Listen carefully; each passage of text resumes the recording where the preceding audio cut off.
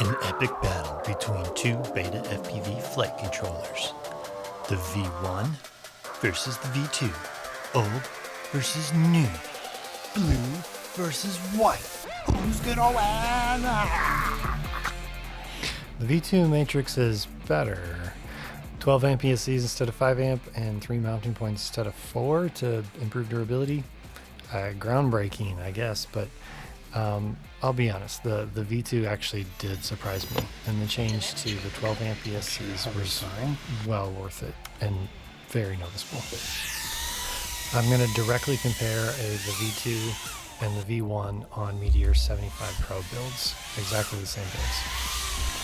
Control posture. I think I heard my burritos ding. My burritos are done. Yum.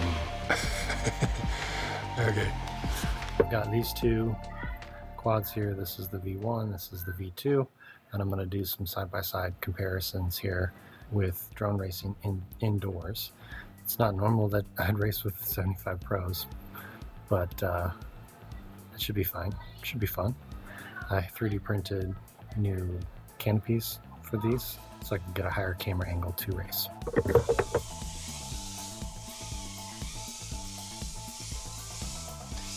Man, racing is such a good way to compare two drones. You feel all the little differences so quickly. The two Meteor 75 Pros are exactly the same. All the same parts, tune, rates, batteries, everything. Only the 5-in-1 flight controller is different between the two builds. What I noticed while racing is the V2 is better in response time. It just feels like everything takes less effort. It's a little bit more peppy. It feels a little bit lighter and easier to move around. It's also obviously smoother. Like, it sounds smoother. You can hear it right away when you take off and you jump back and forth. And the V1 kind of has like a little bit of a sluggish feel to it. It's not a bad flight controller at all. Like, it's still a great little quad, but you can definitely, flying them side by side, tell the difference. And the V1 just feels a little bit sluggish, or kind of like heavy, feels a little fat. I'm not judging it off of speed or flight. I'm feeling the differences out. And yeah, it's pretty obvious that it's just a smoother. It's like it's less effort with this V2. And I like this 75 flying race. It's fun. I think I could tell a little bit of a difference in the VTX. Like the V2 is maybe a little bit more detailed, and the V1's got a little bit more smoothing or noise reduction to it. So it's really subtle though, and it's hard to say if that's actually the VTX or not. But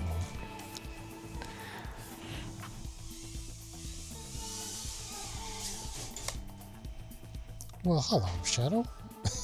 So scared. I haven't tried to see if it survives the dog test.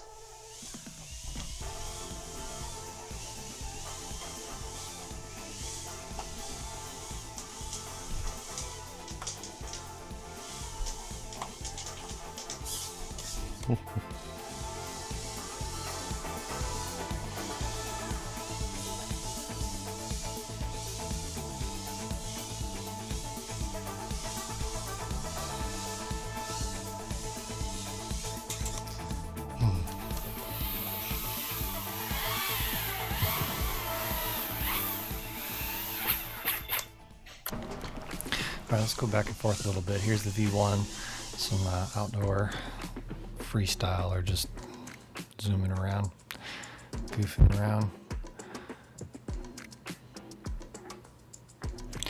Made sure all the settings are the same, and they're both on 200 milliwatt in the VTX. This is the V2, and you can see that the V2 is white, so you can see those ducks in the frame. And there's definitely a very big noticeable difference. I was very surprised that there was a noticeable difference, and you'll actually You can hear me react on the next battery when I jump back to the V1.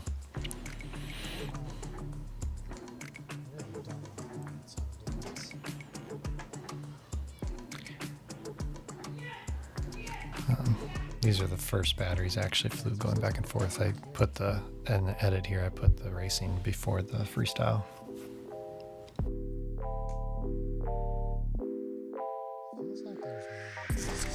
All right, this is the second battery of the regular 75 Pro. Just going back and forth. Yeah, okay, this camera looks a little noisier. The other one was definitely a little bit cleaner and a little more detail. It's a very subtle difference, but in the goggles, I definitely see that. I wonder if we'll see that in the DVR. Ooh, and it feels heavy now. Interesting. It feels really heavy and kind of slow. It sounds different too, maybe a little mushy.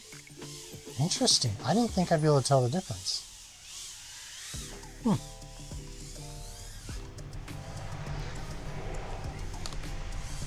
Gotta practice my juicy flicks because I'm so rusty.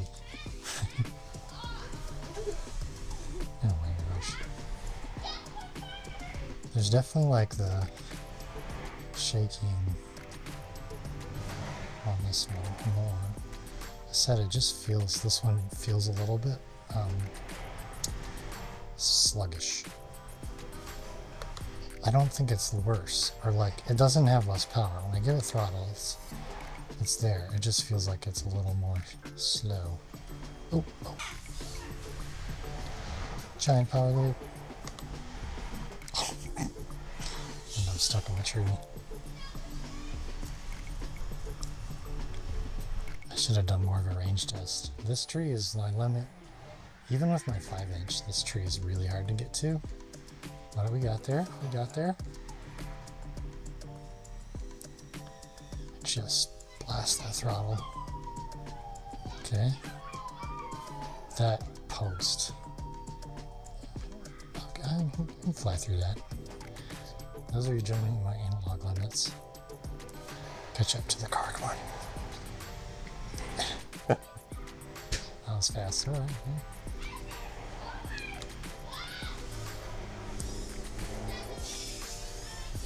I'll make sure I do that with the other one now too.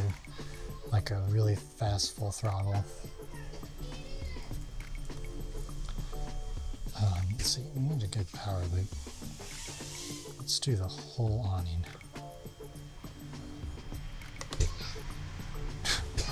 I'm way too far out.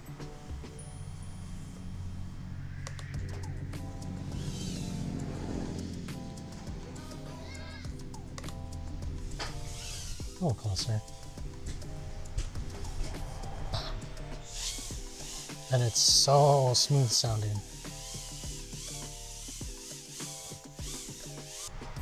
I think that was a little fail-safe too, actually, that little dip. Okay, I wasn't full throttling and punching it like I was the other. Because I feel like I'm moving the same speed as on the other one, but just I'm not as high on the throttle.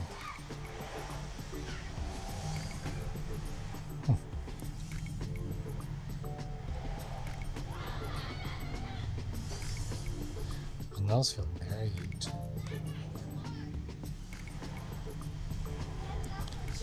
Let's go back here to Nadia.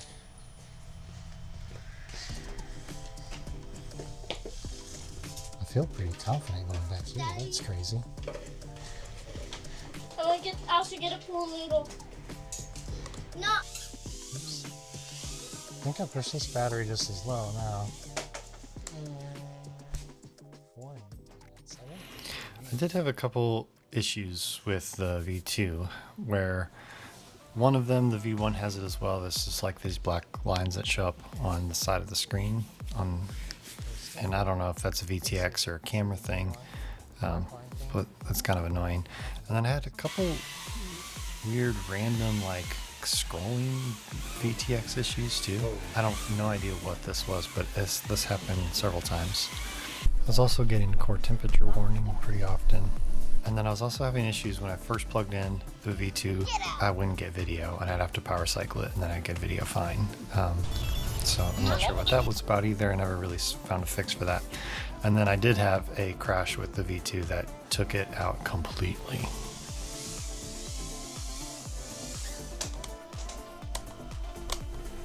Oh, I rebooted. It's like stuck in a reboot sequence. Sensor lost. Sensor lost. You hear that? ESCs are just rebooting over and over again.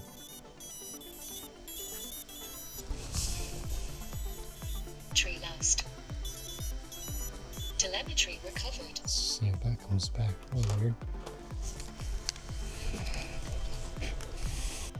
No motors.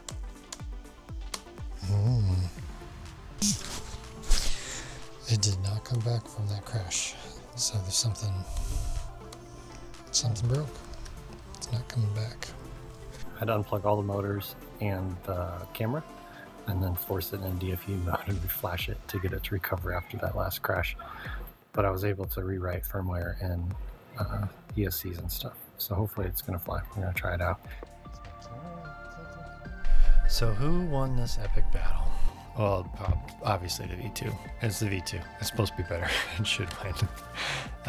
Maybe not in durability, but I feel like you can't really say one way or the other on that. I crashed them both a whole bunch, and yeah, they're both really great flight controllers.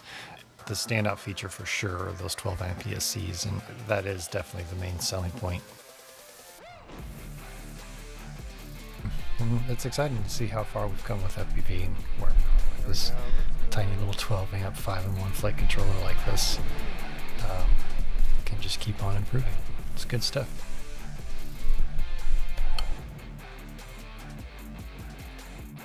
No.